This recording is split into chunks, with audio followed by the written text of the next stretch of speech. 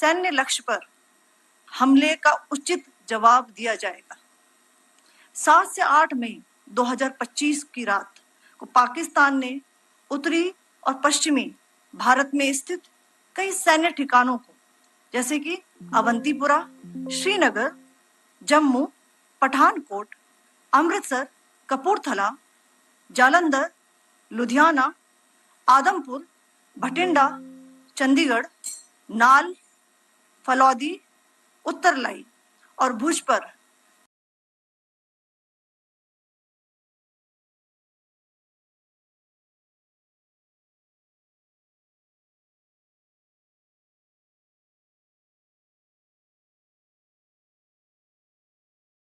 Drone और मिसाइलों से हमला करने का प्रयास किया। इन हमलों को इंटीग्रेटेड काउंटर यूएस ग्रिड और वायु रक्षा प्रणालियों द्वारा निष्क्रिय कर दिया गया। इन हमलों का मलबा कई स्थानों से बरामद हुआ, जो कि पाकिस्तानी हमलों का प्रमाण है। On the night of 7th May 2025, Pakistan attempted to engage a number of military targets in northern and western India using drones and missiles. These places included Avantipura, Srinagar, Jammu, Pathankot, Amritsar, Kapurthala, Nal, Jalandhar, Ludhiana, Adampur, Bhatinda, Chandigarh, Falodi, Uttarlai, and Bhuj. These were neutralized by the integrated counter unmanned aerial system and other air defense systems. The debris of these attacks is now being recovered from a number of locations that prove the Pakistani attacks. आज सुबह भारतीय सशस्त्र बलों ने पाकिस्तान के कई स्थानों पर वायु रक्षा रडार और प्रणालियों को निशाना बनाया। भारत की प्रतिक्रिया समान क्षेत्र में समान तीव्रता के साथ की गई। यह विश्वसनीय रूप से ज्ञात हुआ कि लाहौर में स्थित एक वायु रक्षा प्रणाली को निष्क्रिय कर दिया गया।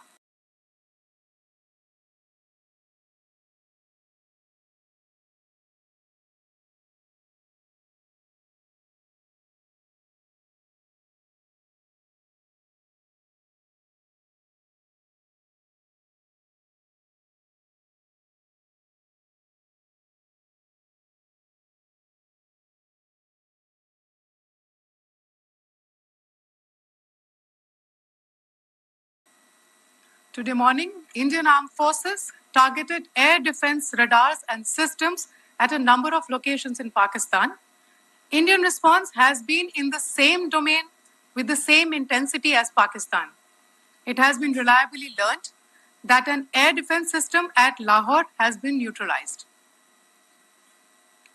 पाकिस्तान ने नियंत्रण रेखा पर आकरण गोलीबारी की तीव्रता बढ़ा दी है, जिसमें कुपवाड़ा, बारामूला, उरी, पुंछ, मेंढर और राजौरी क्षेत्रों में मोर्टार और भारी तोपखाने का इस्तेमाल किया जा रहा है।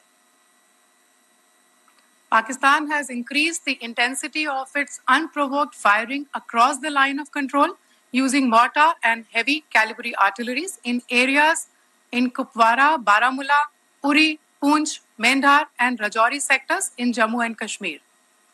16 innocent lives have been lost, including 3 women and 5 children, due to the Pakistani firing. Here too, India was compelled to respond to bring mortar and artillery fire from Pakistan to a halt. Indian Armed Forces reiterate their commitment to non-escalation, provided it is respected by the Pakistan military. Jai Hind.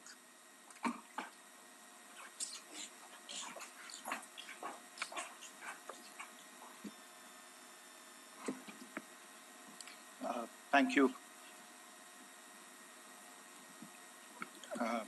Friends, this is, as I said, further to the briefing that was provided yesterday and some of the updates that have been just provided by Colonel Qureshi and Wing Commander Singh. I thought that we would just put some of the aspects related to the events that started on 22nd April with the barbaric terror attack in Pahalgam into further context, because there is a certain amount of commentary that has happened with regard to the events since then. And more than the commentary, there has been a lot of disinformation that has been directed at us from across the border. So a few things that I would like you to keep in mind. First of all, there is mention on all sides of escalation. I think the first point that you have to keep in mind is the attack of 22nd April in Pahalgam is the original escalation. ये जो सिलसिला है जो हम देख रहे हैं आज की घटनाओं को लेके, ये 22 अप्रैल के पहलगाम के हमले से शुरू हुआ है. एस्केलेशन वहां पे हुआ है और उस एस्केलेशन का जवाब भारतीय सेना ने, भारतीय फौज ने कल अपने एक्शन से दिया है. Secondly, I want to invite your attention to the involvement of the group calling itself the Resistance Front in these attacks. I pointed this out yesterday that this is a group that is a known front for the well-known Pakistan-based terrorist organization, Lashkar-e-Taiba. The group has been reported earlier. I mentioned to you about the Indian authorities providing information to the UN 1267 Sanctions Monitoring Committee. And in fact, we are going to be meeting with the team again very soon, and we will be providing an update to the information that we have provided earlier. But what is interesting, दिलचस्प बात यह है कि संयुक्त राष्ट्र की सुरक्षा समिति में जब पहलगाम के हमले को लेके एक प्रेस वक्तव्य जारी करने की बात चल रही थी, तो आप सोचिए किस देश ने टीआरएफ का, द रेजिस्टेंस फ्रंट का उसमें मेंशन किया जाना, उसको अपोज किया, पाकिस्तान ने.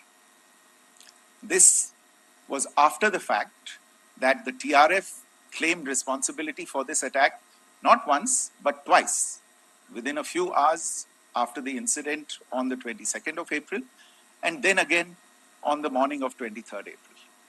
And it is perhaps only after the full gravity of the incident was realized by its masters and handlers across the border that it was managed to back off from this claim. Obviously, that retraction doesn't convince anybody. तीसरी चीज जो मैं आपसे कहना चाह रहा था, और कर्नल कुरैशी और विंग कमांडर सिंह ने कल भी बड़े स्पष्ट शब्दों में और आज भी आपसे ये बात साझा की है. जो भारतीय रिस्पॉन्स है वो नॉन एस्केलेटरी है, प्रिसाइज है, सटीक है, मेजर्ड है और कंसिडर्ड है. Our intention has not been to escalate matters. We are only responding to the original escalation, as I said, and our response has been targeted, precise, controlled and measured. Only no military targets have been selected. Only terrorist infrastructure in Pakistan has been hit. Now, there are, as I said, a number of issues that have been raised in commentaries, and there's a lot of, as I said, unfounded disinformation and fabrication that has come from across the border. And I would just like to use this opportunity to set the record straight on some of these issues. The first of these is Pakistan trying to wash its hands off any and all involvement with terrorism. I think the Pakistani information minister said there are no terrorists in Pakistan. And I think he was challenged on that in the television program that he was appearing on. But even if I partially repeat myself from yesterday, I think Pakistan's reputation as the epicenter of global terrorism is rooted in a number of instances where concrete evidence is available, not just to India, but to governments and authorities and agencies around the world. There are several terrorist attacks around the world where Pakistani fingerprints have been found.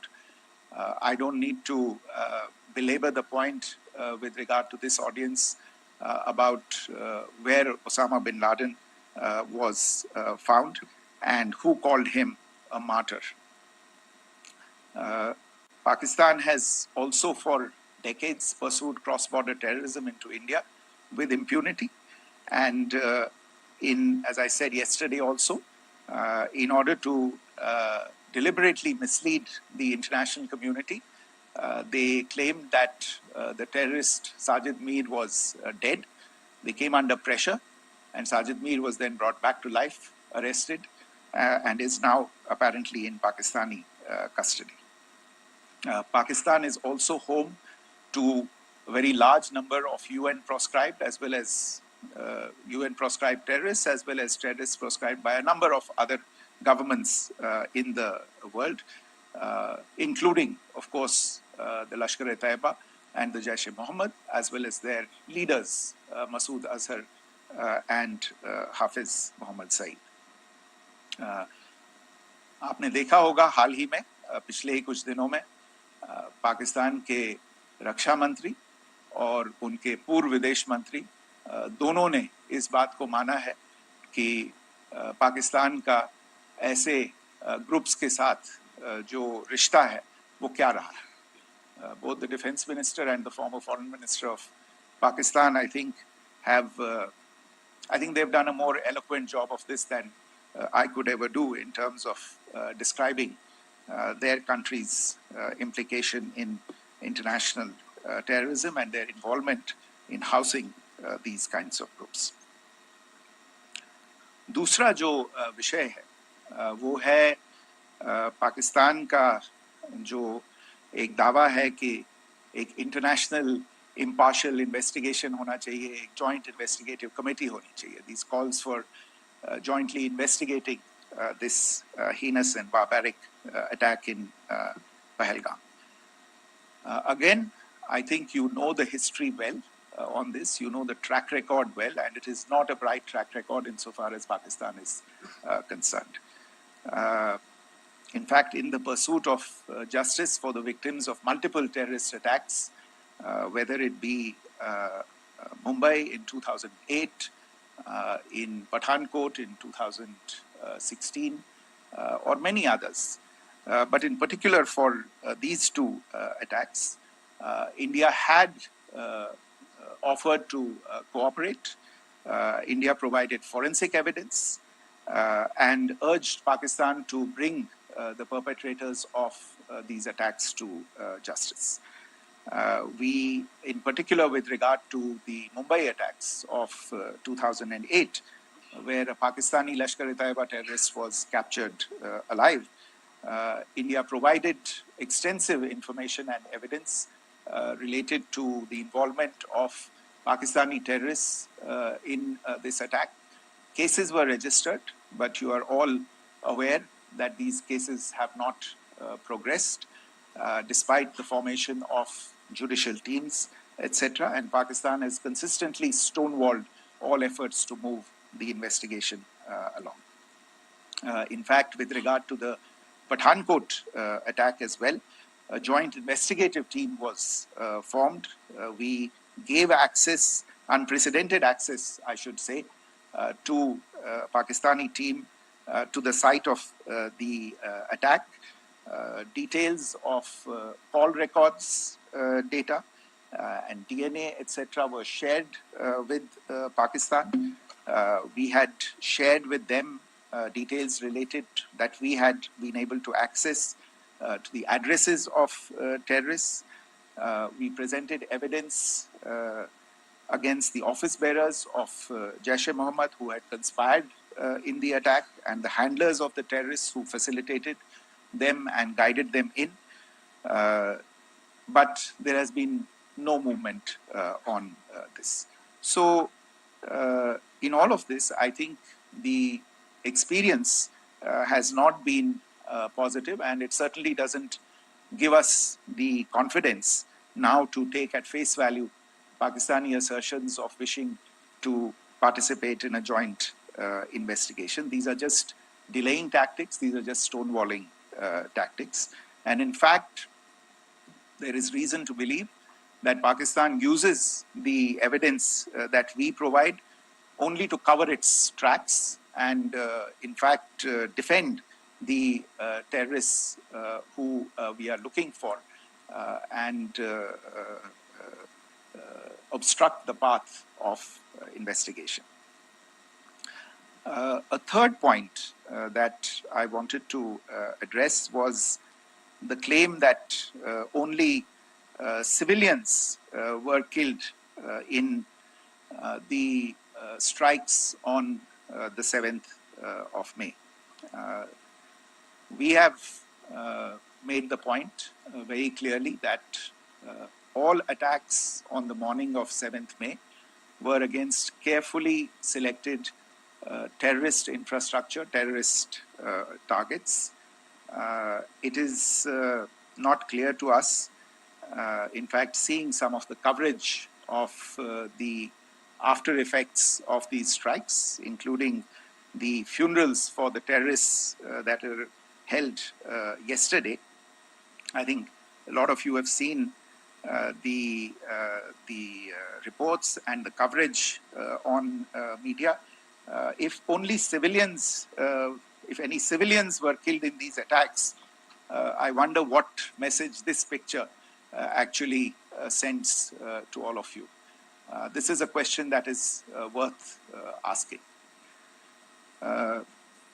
It's also odd that the funerals of civilians are carried out with the coffins being draped in Pakistani flags and state honors being accorded. As far as we are concerned, the individuals eliminated at these facilities were terrorists. Giving terrorist state funerals may be a practice in Pakistan. Doesn't seem to make much sense to us. Pakistan has also claimed that India deliberately attacked religious sites. This is completely false again. I have made it clear that the targets were terrorist infrastructure, terrorist facilities, and locations connected clearly with incidents of cross-border terrorism into India. And it is in fact Pakistan that is misusing religious sites as a cover to in fact radicalize, direct and indoctrinate and train terrorists. In fact, contrary to what Pakistan is claiming, yesterday Pakistan launched a targeted attack on the Sikh community in the state of Jammu and Kashmir, hitting Gurdwara in Poonch and the homes of Sikh community members, which came under attack. And we know that at least 3 individuals were killed in that particular attack. Pakistan is also making attempts to, in fact, just to add to this point, the retaliatory action that Pakistan has taken, in fact, is impacting civilians. I showed you the picture of the Gurdwara and the Sikh community members who were killed in this. There are other civilians also who've been killed and injured in these attacks. In fact, since yesterday morning, a total of 16 civilians have been killed and 59 others have been injured in the attacks by Pakistan. Not only this, Pakistan is also making attempts as part of its disinformation campaign to paint our action with regard to cross-border terrorism through the communal angle. If that is the issue, then I think I can do no better than to cite or point you in the direction of the Pakistan Army Chief's speech of 16 April 2025. I think that is the last word in communal rhetoric. And in the Pahalgam attack itself, you are aware of the kind of religious profiling that was done there. And perhaps there is a linkage between these two events. I can only say that these nefarious designs will not be allowed to succeed in India. And it is to be noted that people from all faiths, all religions, all regions in India have unequivocally, not just in India but around the world, have condemned these attacks. The Pakistani claims of now responding to India's strikes of the 7th of May. As I said right at the outset, it is India which is responding. The original escalation was by Pakistan on the 22nd of April. We are the ones who are responding to that escalation with the action that was taken yesterday morning. And again, I would like to emphasize that the action was restrained. It was directed towards non-civilian, non-military targets and confined to terrorist camps. And again, as we have been saying since yesterday, any further action by Pakistan, some of which we are seeing today, is nothing but escalation by Pakistan now, once again, and will be responded to and is being responded to appropriately. One point that I wanted to also address was the allegations to the targeting of a dam, the Neelam Jhelum project in Pakistan-occupied Kashmir. I want to say that this is an absolute and complete fabrication and a blatant lie. India has targeted only and only terrorist infrastructure, and the details of that terrorist infrastructure, together with the locations, were shared with you yesterday by Colonel Qureshi and Wing Commander Singh. I should note that if this kind of a claim is a pretext for targeting Indian infrastructure of a similar nature, Pakistan will be entirely responsible for the consequences that will undoubtedly follow. Finally, I want to address some issues that have been raised related to the Indus Waters Treaty and the disinformation that has been raised in regard to that as well. The fact is that there have been fundamental changes in the circumstances in which the Indus Waters Treaty was concluded, and they call for a reassessment of the obligations under the treaty. Over the last year and a half to 2 years, India has been in communication with the government of Pakistan. We've sent several notices to them requesting for negotiations to discuss modification of the treaty. India has for 6+ decades now honored the treaty, even during periods when Pakistan imposed multiple wars on us, and even when relations were adversarial. Pakistan is the one that has been acting in violation of the treaty, deliberately creating legal roadblocks in India exercising its legitimate rights on the Western rivers.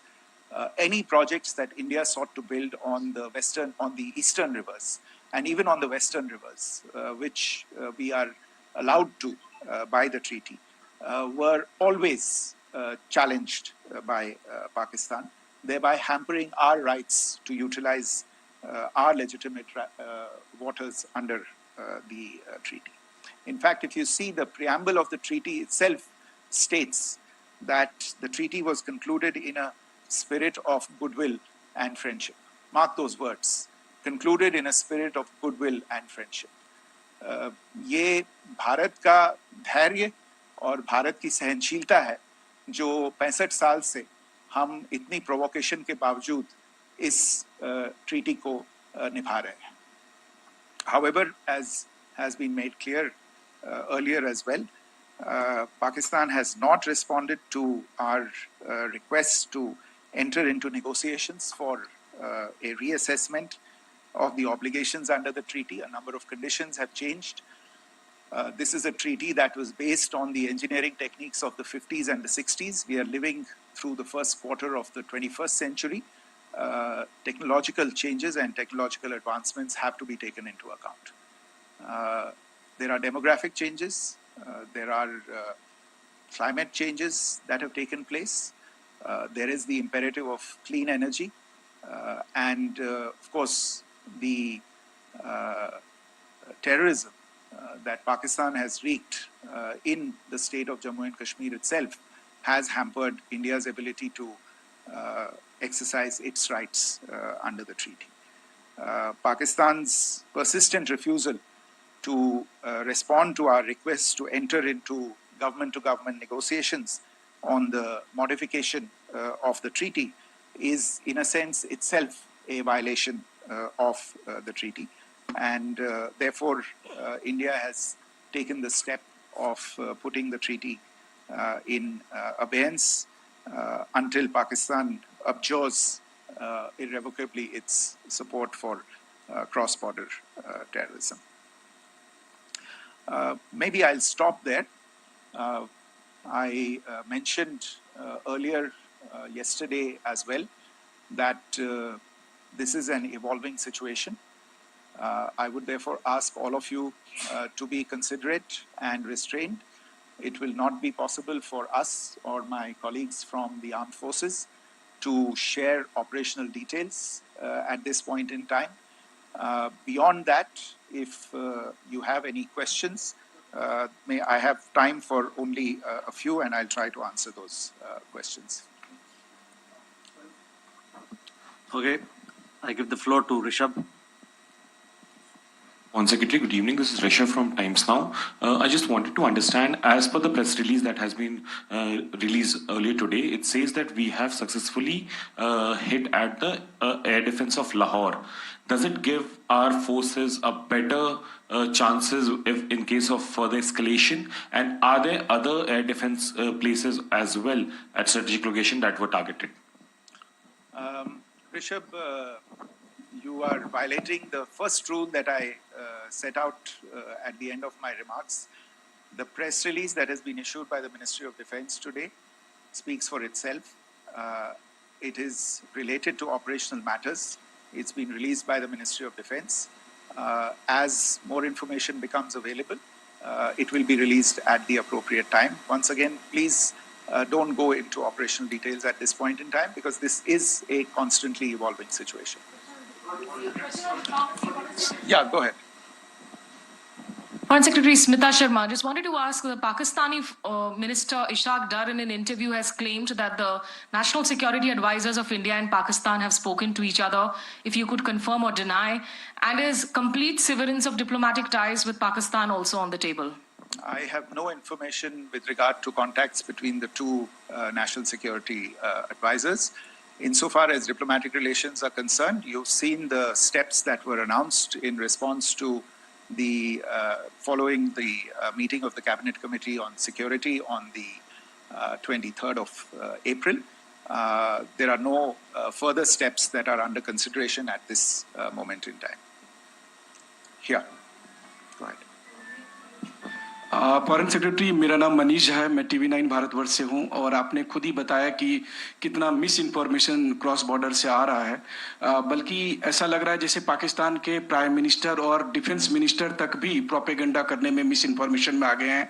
वो कई बार तो ये तक दावा करते हैं कि हम 3 राफेल हमने गिरा दिया, इतने हमने मिग गिरा दिए, और जब उनसे पूछा जाता है तो वो कहते हैं कि सोशल मीडिया में हमने ये सब चीज़ें देखी थी।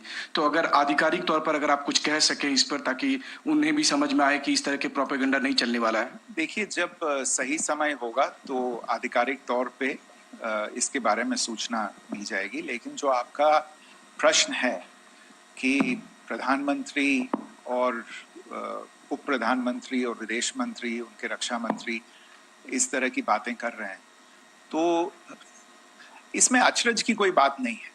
आखिरकार ये एक देश है जिसने अपना इसका जन्म लेते ही झूठ शुरू हो गया था।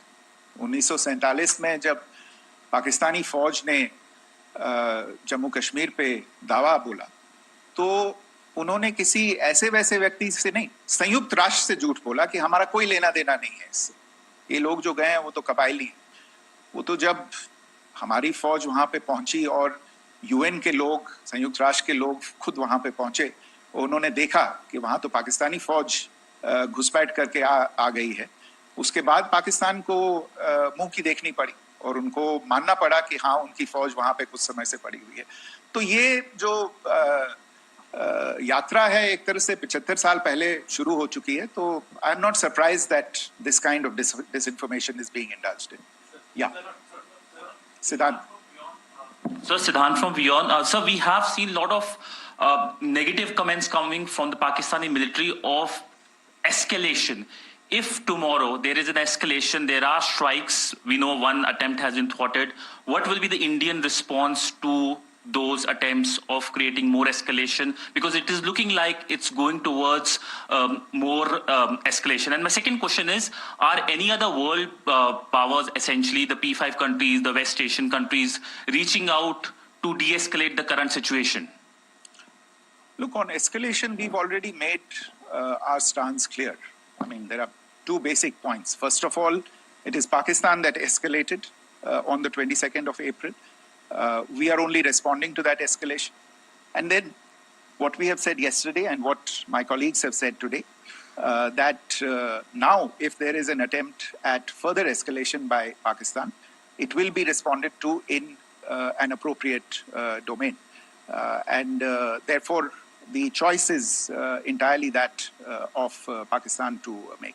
As to your second question, I don't think I can do better than to point you in the direction of the statements that are being made from practically every chancellery in the world and the sentiment that they are carrying.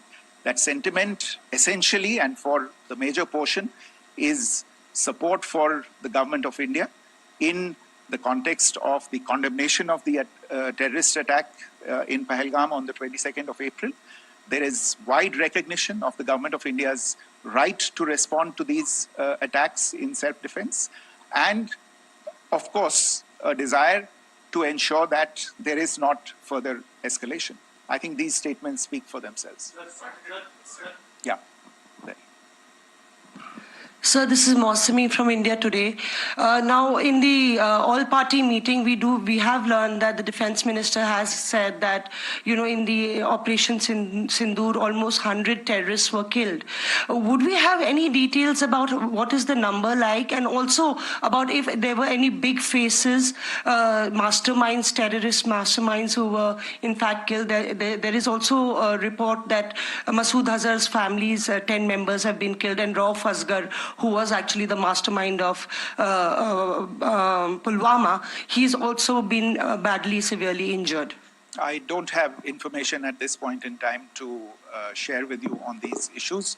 But as I said, I think, there is so much information out there on television, in the news media, in social media, that it sometimes looks like a long time has passed since this. Please understand that slightly over 36 hours only have passed since this operation was undertaken.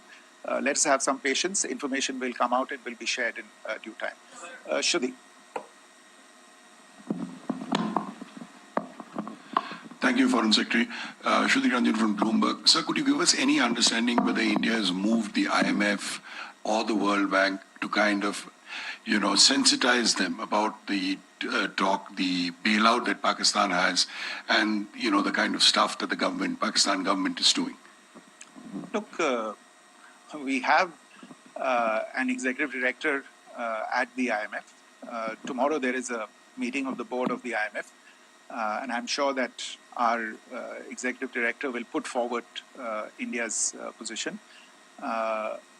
The decisions of the board are a different matter. You know the process through which they are made. But I think the case with regard to Pakistan should be self-evident to those people who generously open their pockets to bail out this country.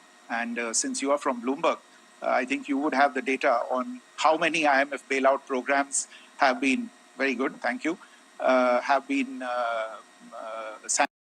sanctioned in the space of the last 3 decades. And I think you would also have an idea of how many of those programs have actually reached successful conclusion.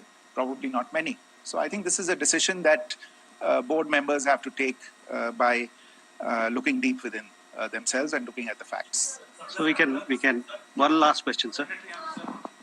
Yeah. One last question. Foreign Secretary, I'm Siddhant from CNN News 18. I would like to know, since it's an opportunity to speak to you, I would like to know the response coming from United States since last 3 weeks. Saudi Arabia, Qatar. In fact, Prime Minister Modi spoke to Qatar before the strikes that evening. Perhaps how do you read the support coming from these countries? Perhaps traditionally they were seen on the other side. This time around, their statements are strong worded. In fact, India-Saudi joint statement also had a very strong condemnation, strong worded condemnation. United States at all level have condemned the attack and have extended support. In fact, Saudi Deputy Foreign Minister is in India. He just met EMS Jaishankar. Also, if you could shed some light on his visit, his meeting with EMS Jaishankar. In fact, we have also been told that he met Prime Minister Modi. Thank you. Look, all the countries that you named and many others, we have been in touch with them. The Prime Minister has spoken to a large number of world leaders. A large number of world leaders have called him, as have called the External Affairs Minister. As we speak, there are conversations going on today as well with world leaders. And your